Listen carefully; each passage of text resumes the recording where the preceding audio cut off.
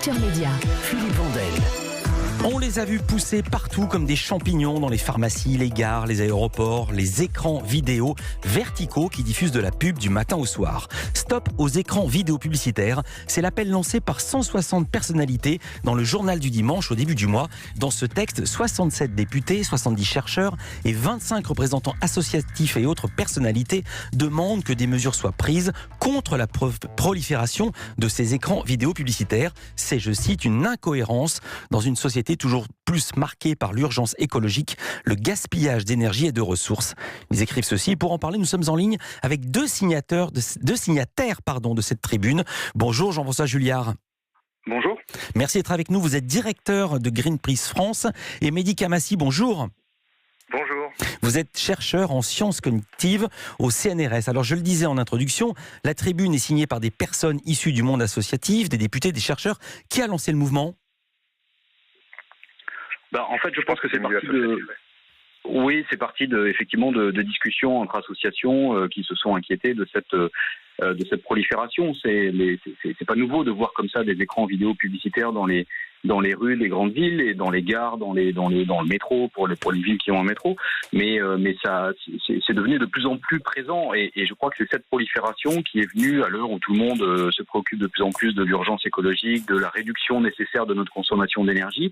On s'est dit que c'était plus tenable et qu'il fallait dire quelque chose, pousser un coup de gueule. C'était un peu l'objet de cette tribune pour dire qu'il y en avait assez et qu'il fallait vraiment les limiter, voire les interdire dans certaines villes, c'est certain. Alors pourquoi ces écrans vidéo publicitaires sont-ils un problème ? Parce que vous avez deux points de vue qui sont complémentaires, justement ça qui est très intéressant ce matin. Je vais d'abord demander à Jean-François Julliard, je le rappelle, vous êtes le directeur de Greenpeace France.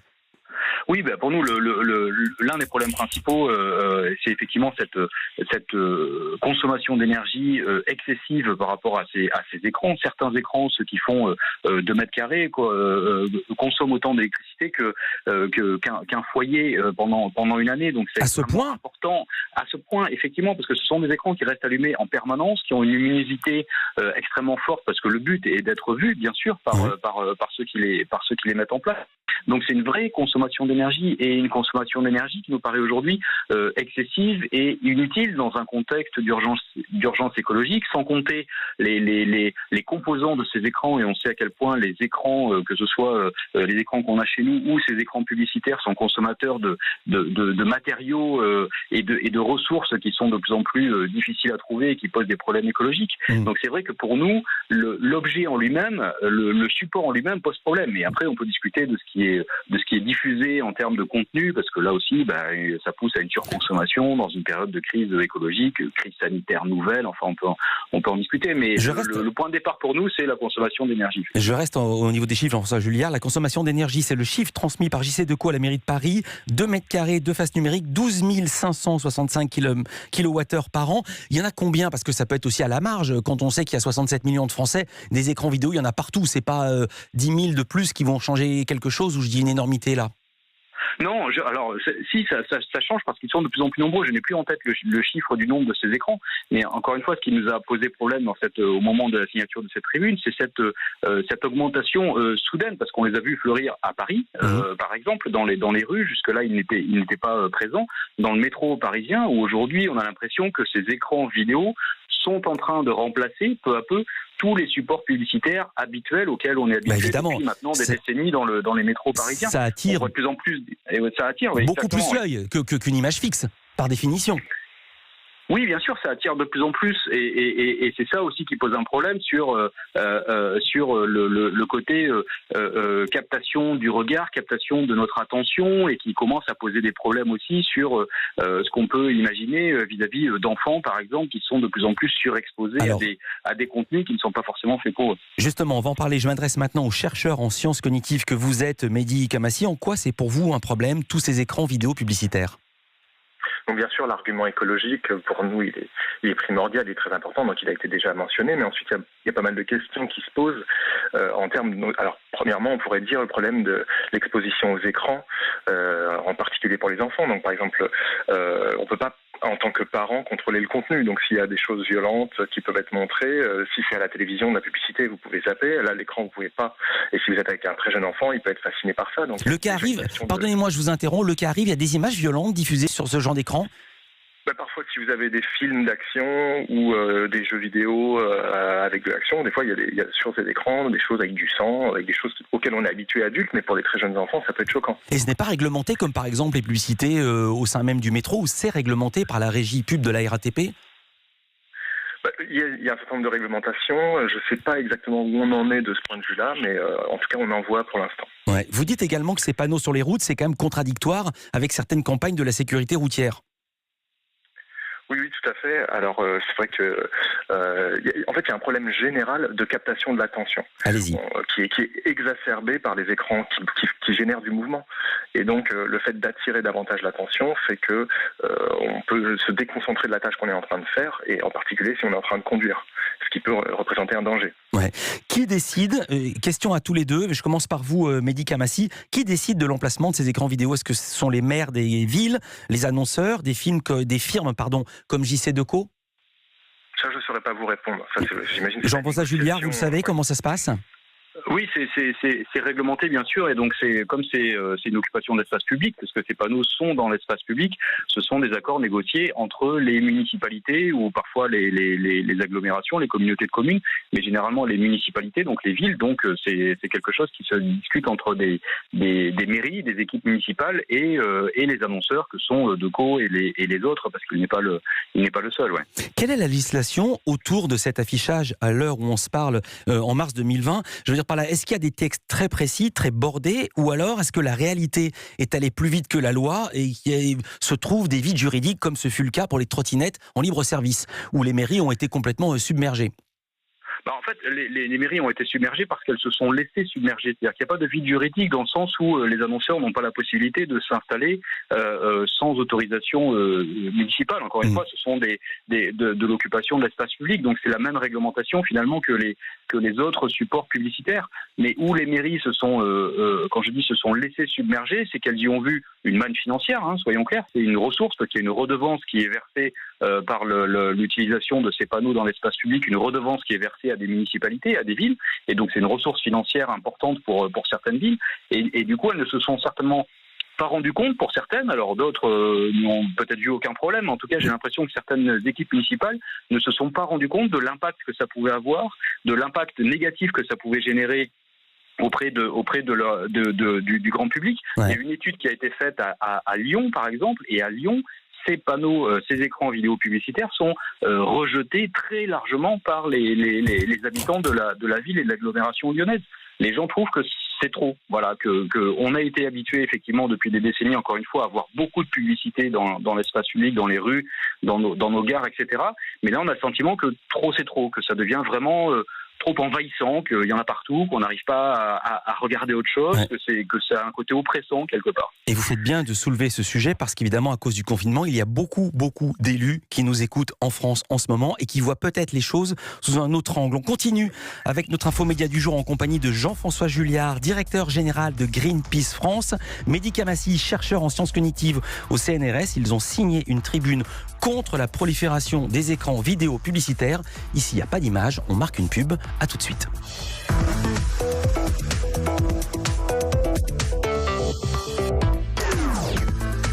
Europe 1 Culture Média. Philippe Vandel.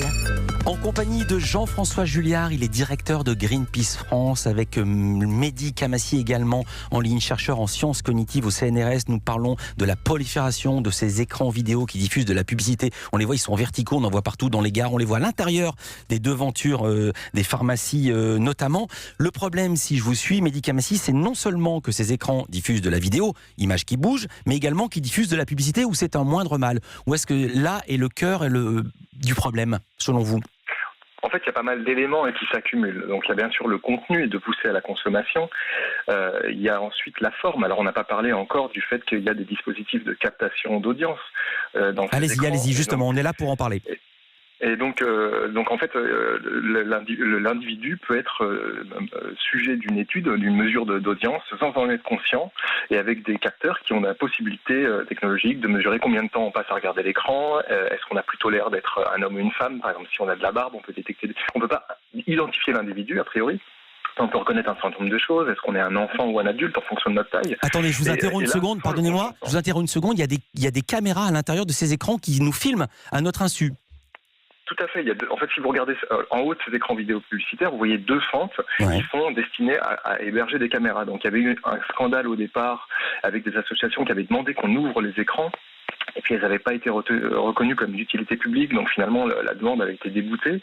La CNIL, je crois que c'était en 2010, avait dit de toute façon c'est pas des informations qui permettent d'identifier les individus en particulier, donc nous ça ne concerne pas. Et puis depuis, pas vraiment de nouvelles. Jean-François Juillard, vous alertez également sur le contenu de ces écrans publicitaires. Le problème, dites-vous, si j'ai bien compris, c'est pas seulement la pub, mais également quelle pub s'y trouve.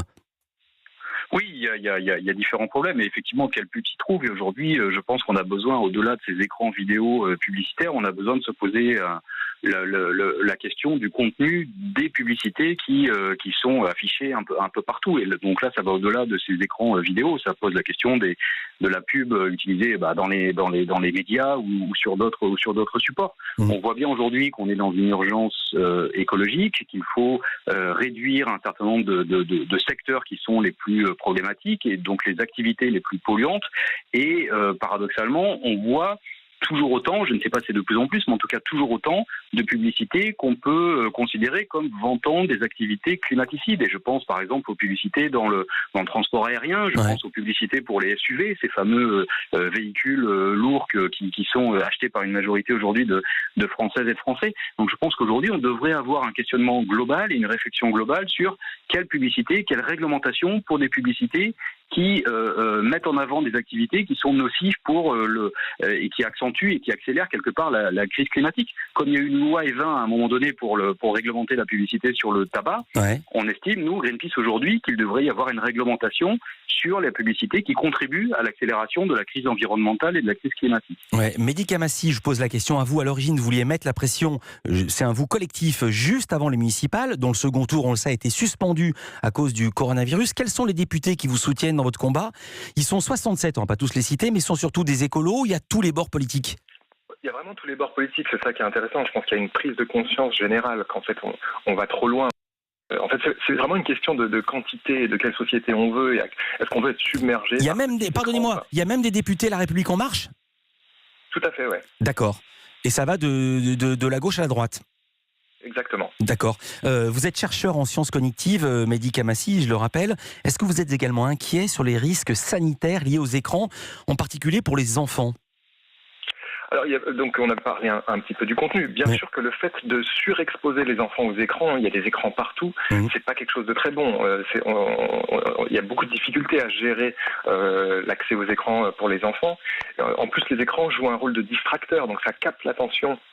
Malgré nous. Et on sait qu'il y a beaucoup de problèmes de troubles de focalisation de l'attention dans la société. Donc il y a déjà des pop-up, des textos et compagnie. Donc nos enfants ont du mal à se concentrer et de rajouter des distracteurs supplémentaires, c'est pas bon pour leur développement, leur apprentissage.